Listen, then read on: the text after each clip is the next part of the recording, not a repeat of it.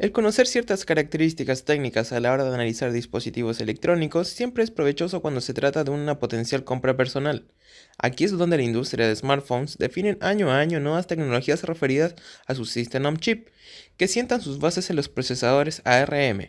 Distintos fabricantes y distintas marcas también son los que se enfocan en distintos tipos de usuario, atendiendo distintas necesidades y creando mediante sus características posturas frente iOS versus Android. ¿Qué sistema operativo es mejor? ¿Qué diferencias hay entre uno y otro? La verdad es que para responder esto deberemos partir por la disputa entre Apple versus Qualcomm, respectivamente. Por un lado, tenemos a Apple siendo una compañía multinacional de tecnología que diseña, desarrolla y vende electrónica de consumo, software de computación y servicios online, madre de la familia System on Chip Apple A, usados en modelos de iPhone, iPad, iPod Touch y Apple TV. Y por otro lado, Qualcomm siendo una compañía multinacional de equipamiento en telecomunicaciones y semiconductores, madre de los System on Chip Snapdragon, famosos por ser implementados en dispositivos Android, Windows Phone, incluso automóviles y entre otros. Tanto la serie A de Apple como Snapdragon de Qualcomm usan el set reducido de instrucciones ARM RISC, set que permite al microprocesador en cuestión tener un rango menor en cuanto al promedio de ciclos por instrucción, o CPI, para un programa o un fragmento del mismo. Tener en cuenta que este es solo uno de los aspectos en el desempeño de un procesador, además del número de instrucciones, periodo del clock y en definitiva el contexto de trabajo. Respecto al análisis de desempeño, es usual ver en los números del benchmarking comparaciones entre lo último que ofrecen los System on Chip de Apple y Qualcomm, teniendo en cuenta que además en la contienda están presentes Samsung y Huawei, en donde ha sido bastante usual a lo largo de los años ver los números a favor de Apple. Partiendo por mencionar hitos importantes, nos remontamos al año 2013, en donde el primer smartphone en implementar la arquitectura ARM de 64 bits sería lanzado por mano de Apple, el iPhone 5S, con su procesador Apple A7, con CPU dual-core, clock de 1.4 GHz y GPU PowerVR G6430 quad-core, en donde con el benchmark cross-plataforma Geekbench 3, su puntuación fue más del doble que el iPhone 5C y aproximadamente 6 veces más que el iPhone 4S. Este último, junto con la competencia HTC One y Samsung Galaxy S4, implementaban la arquitectura ARM de 32 bits. Notar aquí que el benchmark en cuestión separa el desempeño single-core del multicore, en simulaciones representativas de trabajo y cuyas puntuaciones están calibradas a una base de 2500 al desempeño de un Intel Core i5 2520M. Hasta antes del lanzamiento del Apple A7, Apple y Qualcomm trabajaban con procesadores de 32 bits ARMv7. Qualcomm lideraba con el System on Chip Snapdragon 800, superior en varios aspectos al en ese entonces Apple A6, tanto en CPU como en GPU. Es por esto que cuando repentinamente el Apple A7 fue anunciado, Qualcomm ya no era competencia, aunque no demoraría en diseñar su propia implementación de 64 bits. No fue hasta marzo de 2015 que Qualcomm anunció su primera generación de 64 bits, el Snapdragon 820, con su Custom Cryo CPU Core. En septiembre de ese mismo año, Apple presentó el iPhone 6S con el System on Chip Apple A9, su tercera generación de CPU de 64 bits. Repentinamente, Qualcomm estaba 2 generaciones atrás de Apple. Habiendo contextualizado un poco, entonces, ¿qué es lo que genera esta diferencia entre los CPUs de Apple con los demás? El mayor diferenciador entre compañías son las actitudes frente a la marca y sus sistemas operativos respectivos. iOS es limitado a iPhone, Android es un software open source cuyo principal contribuidor comercial es Google. Punto fuerte al momento de definir las visiones de cada compañía en cuanto a fuente de ingresos. Relacionado a esto, podemos hablar sobre el por qué Apple no permite a otras compañías usar iOS, además de generar pérdidas monetarias. Si es que esto hipotéticamente llegara a ocurrir, sería incompatible al implementarse en otro hardware. Los procesadores de Apple son diseñados por iOS y iOS es diseñado para su correspondiente procesador. Respecto a esto, cabe mencionar la presión producida por el Open Handset Alliance, alianza comercial de 84 compañías que se dedica a desarrollar estándares abiertos para dispositivos móviles, la cual prevé que cualquier fabricante dentro de la misma deje el ecosistema de Android, ya que implicaría el retiro de servicios de Google sobre el fabricante en cuestión. Mientras esto siga así, Qualcomm y Apple se mantendrán bajo el modelo, en definitiva, mientras sus modelos de negocios sigan funcionando. Apple hace las cosas en grande, tanto en tamaño como en precio. Puede costearse el desarrollo de System on Chips más caros y seguir con una táctica sostenible, cosa que Qualcomm no. Apple vende smartphones y tiene licencias de arquitectura con ARM beneficiando su propio modelo, mientras que el mismo ARM y Qualcomm están en el negocio de venta de chips, ventas dirigidas a LG, Sony y Samsung, por ejemplo. En definitiva, Qualcomm no puede desviarse y costearse procesadores en exceso caros y además mantener de alguna forma su modelo de negocios. Apple sabe lidiar con situaciones de poca memoria y de hecho, han encontrado soluciones referidas a la RAM de sus procesadores, explicando de cierto modo por qué dispositivos Android usualmente disponen de más gigabytes de RAM que dispositivos con iOS. Tenemos acá en la práctica dos soluciones al mismo problema, una tal vez más elegante que la otra, pero que en definitiva aumentan parte del desempeño. Posibles opciones a tener en cuenta y que podrían disminuir esta brecha histórica entre Apple y Android en cuanto a desempeño pueden ser la producción de un System on Chip por parte de Apple que no lidere frente a la competencia, además de que se juega con su misma estrategia, invirtiendo mayormente en el desarrollo de un producto en particular.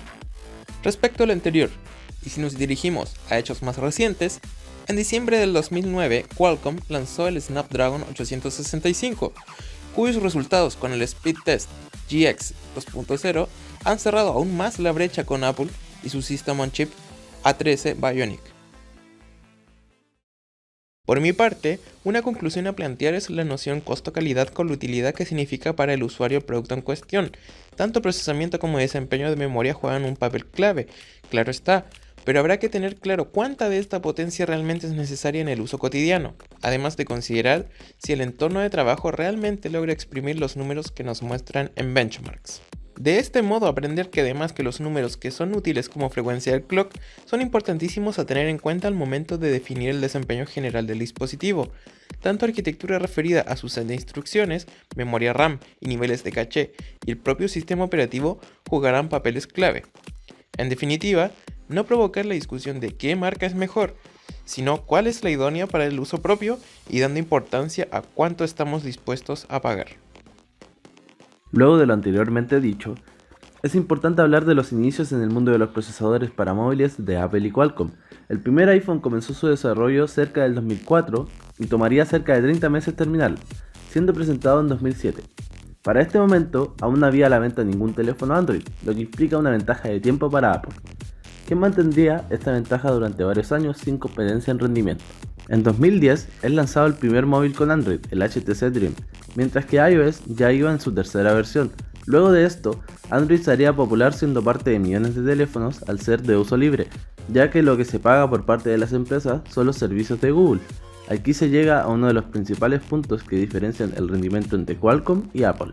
En 10 años, la variedad de teléfonos y por tanto de procesadores que llevan Android son cientos, mientras que en cerca de 13 años Apple ha diseñado 24 modelos de iPhone. Por este motivo, Android recurrió a la máquina virtual de Java para solucionar este problema y ser compatible con la mayoría de procesadores.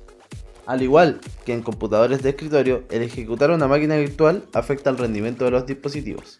A esto se suma el que los diseñadores de procesadores y fabricantes de teléfonos no poseen acceso al 100% del sistema operativo Android, por lo que sus procesadores nunca estarán optimizados al 100%. A esto se agrega que Qualcomm lanza más de un procesador al año, ya que Android posee las llamadas gamas baja, media y alta, mientras que Apple centra sus esfuerzos en un procesador para un dispositivo y un sistema operativo específicos. Sumado a que todo lo que se ejecuta en iOS es de manera nativa, sin necesidad de una máquina virtual. Además de lo más importante, el que Apple tiene acceso al 100% de su propio software y hardware, lo que permite una optimización muy buena. Retomando el tema de la máquina virtual de Android, esta implica un problema de RAM. Android trabaja de manera que reserva cierta cantidad de RAM para cada aplicación, mientras que iOS entrega la cantidad de RAM exacta que cada app necesita, junto a un mejor manejo de recursos. Por ejemplo, tomando en cuenta el iPhone XS Max y el Samsung Galaxy S10 Plus, el primero posee el A12 junto a 4 GB de RAM, mientras que el segundo monta el Snapdragon 855 junto a 8 GB de RAM. Debido a los problemas mencionados, estos teléfonos tienen rendimientos similares e incluso en varios aspectos gana el iPhone con menor cantidad de RAM. Esto implicaría que en Android se tuviera un mayor precio al ocupar mayor cantidad de RAM, pero al no encargarse del diseño de los procesadores cada una de las empresas que fabrica teléfonos Android, estas ahorran gastos, mientras que Apple, al diseñar el teléfono y el procesador, debe cubrir el gasto en I+D que es mayor que el de otras empresas, sumado a la imagen de marca que ésta posee, lo que permite aumentar los precios con relativa tranquilidad. Con el fin de complementar, es necesario hablar sobre otras empresas como Samsung, Huawei y Google. En el caso de la primera, vende sus teléfonos tanto con su línea Exynos como con los Snapdragon de Qualcomm. Pero según los benchmarks que se han hecho en un mismo dispositivo como el S10 Plus, el Exynos no logra superar al Snapdragon en la mayoría de apartados, como duración de la batería, que es uno de los más importantes. Aunque en potencia gráfica, el Exynos logra superar en ocasiones al Snapdragon. Tomando el caso de Huawei, también diseña sus propios procesadores, la serie Kirin. Esta al comienzo se veía superada ampliamente por los Snapdragon. Actualmente, la competencia es pareja, aunque Snapdragon sigue por delante, aunque no por mucho. Kirin pierde en el rendimiento de GPU, siendo el Snapdragon la mejor plataforma para utilidades multimedia como videojuegos. Finalmente, con Google se tiene un caso curioso. Si bien tiene acceso completo al software, el rendimiento de sus teléfonos, la serie Pixel, no supera ampliamente al resto de dispositivos, ya que utilizan los procesadores de Snapdragon y no diseña los suyos. Pero es de recalcar que Google posee una optimización mayor en sus teléfonos comparado con otros dispositivos. El que empresas como Samsung y Huawei no superen altamente a otras empresas a pesar de diseñar sus propios procesadores se debe a que no tienen acceso a todo el software, sumado a que estas agregan sobre Android las llamadas capas de personalización, las cuales disminuyen en mayor o menor medida el rendimiento comparado con Android puro, el cual no posee modificaciones. Este ha sido un tema que desde joven me ha interesado. Gracias a esta investigación me he dado cuenta que si bien hacer un buen procesador para un móvil es importante, el trabajo complementado por un buen software y firmware es la manera de lograr obtener el máximo rendimiento en un determinado dispositivo. Aunque esto también depende del objetivo que se tenga. Por ejemplo, Apple tiene control sobre todo y hace que su sistema operativo sea cerrado, de uso limitado a sus dispositivos, mientras que el objetivo de Android es obtener el mayor rendimiento siendo a la vez compatible con la mayor cantidad de componentes posible.